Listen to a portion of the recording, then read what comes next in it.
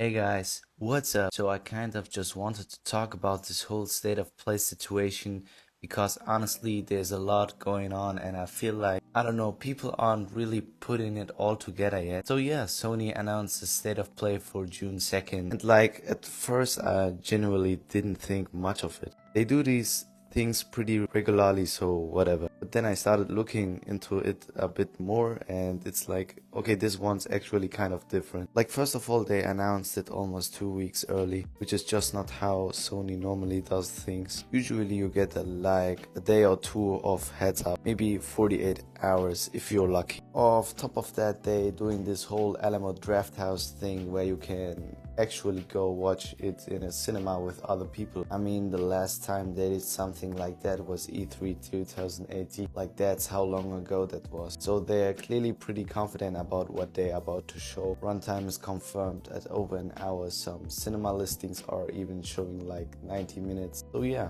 this isn't going to be a small show at all. Anyway, let's just go through everything, what's confirmed, what's been leaked, what's just kind of floating around. So the one game Sony has actually officially confirmed for the show is Marvel's Wolverine. This game was announced back in 2021, right? And since then we've seen basically nothing, like generally almost zero footage. Now it's coming out September 15. That's 3 months away. Insomniac said they're going to show off Logan's combat, how brutal it is, new details about the game. So this isn't going to be another short cinematic trailer. We're probably getting a proper gameplay segment, pre-order info, maybe even like a limited edition DualSense or something. I mean, this is their biggest game of the year. They're going to go all out on this one. I'm pretty excited for it, honestly. So back in July last year, Jason Schreier from Bloomberg, and like if you follow gaming news, you know this guy pretty much always knows what's going on. He said something kind of cryptic about Cory Balrog's next project. He described it as not a new IP, but it might feel like one. Then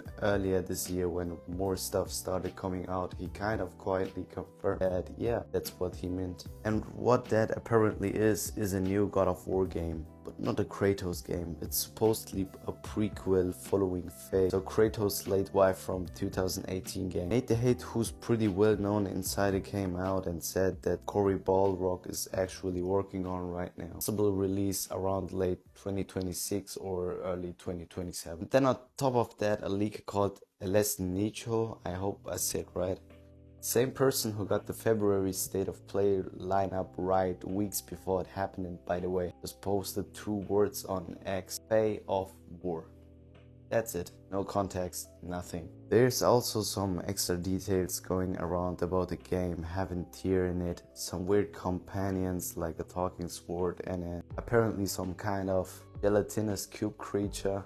I mean, it sounds bizarre, but also kind of exactly what I want from a God of War game. If this is the big closing reveal of the show, I think that's going to be a moment people talk about for a while. And while we're on God of War, there's also the Trilogy Remake to talk about. And this one is actually already confirmed, so it's not speculation or anything like that. Back at the February State of Play, Santa Monica Studio announced they're remaking the original 3 God of War games, so the God of War 1, the God of War 2 and 3, and the announcement was done by TC Cars, original voice actor of Kratos from the Greek era, who's also coming back to reprise the role, which is just really nice touch, I think. Right now all we have is basically a logo and TC saying a few words. No gameplay, no screenshots, nothing like that. I mean, it's still pretty early in development, so I wouldn't expect like a full gameplay reveal, but some kind of update, a first look at the visual direction maybe. That feels pretty possible. And apparently Christopher Judge, the newer Kratos actor, let some stuff slip at convention about how the remakes are going to have completely new combat system. So they're not just cleaning up the graphics, they're actually rebuilding these games properly. I mean, just having this in the pipeline is exciting enough for me. The Greek era games are some of the best PlayStation games ever made, and most people genuinely can't play them right now. Okay, so this one is personally the most exciting for me if it turns out to be real. Jordan Middler from VGC, and I trust VGC a lot as a source, mentioned on his podcast that there's a new Infamous project happening somewhere inside PlayStation. The idea is that it's probably not Sucker Punch making it, since they literally just put out Ghost of Yotei. It's apparently a different studio working on remakes of Infamous 1 and 2 for PS5. And like, think about what that means. These games are just completely stuck on PS3 right now. No remaster, no backward compatibility on modern hardware, nothing. The whole generation of PlayStation fans has never ever been able to play them properly. I mean, if Sony shows up on June 2nd with even just a teaser for an Infamous remake collection, I think that's genuinely going to break the internet a little bit. People who love these games have been waiting for something like this for years. Alright, let's talk Tomb Raider for a second, because I feel like this kind of got overlooked when it was announced, and not enough people are talking about it. So at the Game Awards back in December, they actually revealed two brand new Tomb Raider games back to back in one show. The first one is Tomb Raider Legacy of Atlantis. It's basically a full remake of the original 1996 game, built in Unreal Engine 5, coming to PS5, Xbox Series and PC this year. There were some rumors about a delay floating around, but a support studio recently confirmed it's still on track for 2026. There's another game, the second one is Tomb Raider Catalyst. That's a completely new story, not a remake, set in northern India, picking up after Tomb Raider Underworld, coming in 2027, and apparently it's the first proper new Lara Croft story in like 7 years, which is kind of wild when you think about it. Oh, and both games have a new voice actress for Lara, Alex Wilton Regan, who was originally cast as Joanna Dark in the Perfect Dark reboot before that got cancelled. Now, does Legacy of Atlantis show up at this state of play? I don't know.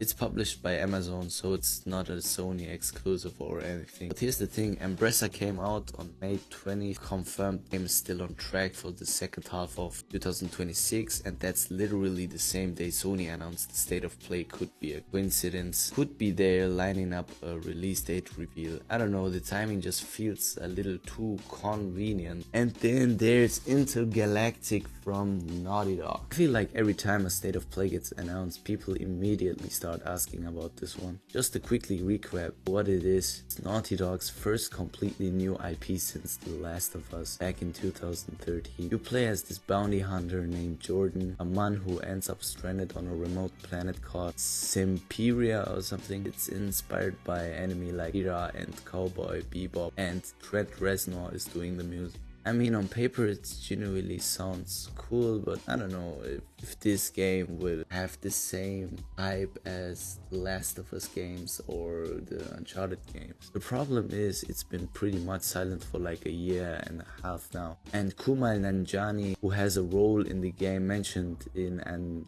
interview that the release is probably 2028 or later. Now, he's an actor, not a developer, so like who knows how much he actually knows about the timeline, but it does make it feel a bit unlikely that this would get a big showing at this particular state of play. I'd say if it shows up, it's a really nice surprise, but I wouldn't go in expecting it. The show already looks stacked enough. Let me know in the comments what you're most looking forward to.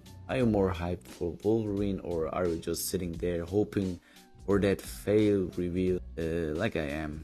Drop it down below, I'm curious. Anyway, that's from me. Hope you enjoyed this one. See you in the next time.